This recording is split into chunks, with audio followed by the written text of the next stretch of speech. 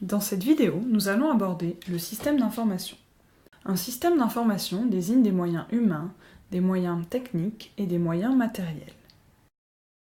Ces moyens permettent de réaliser plusieurs opérations: collecter, stocker, traiter, organiser et diffuser de l'information. Ces opérations peuvent se faire de manière manuelle ou de manière automatique par des machines.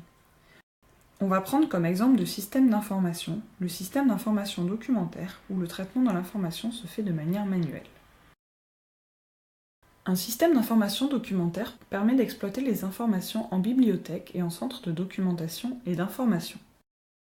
Le bibliothécaire et le professeur documentaliste effectuent plusieurs opérations qui vont permettre à l'usager de lui faciliter l'accès à l'information et de rechercher une information. Ils sont des médiateurs car ils permettent de relier l'information et l'usager.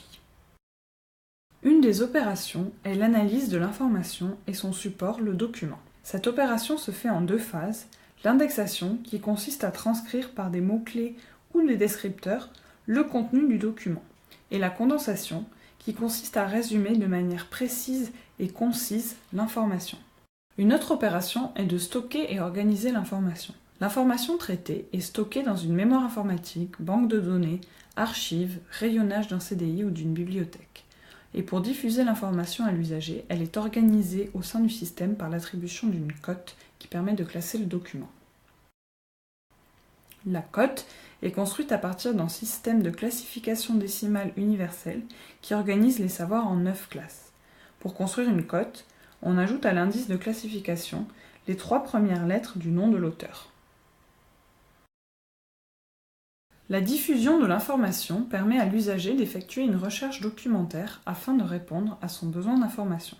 Le professeur documentaliste utilise l'outil EasyDoc pour rendre accessible en ligne l'ensemble des informations qu'il aura traitées de manière manuelle. EasyDoc dispose d'un moteur de recherche permettant à l'usager d'effectuer une recherche simple ou avancée. La notice est le résultat du traitement du document. Elle contient des indices bibliographiques, un résumé et la cote. Elle permet de retrouver de manière efficace l'information au CDI, mais aussi d'évaluer si l'information répond à son besoin.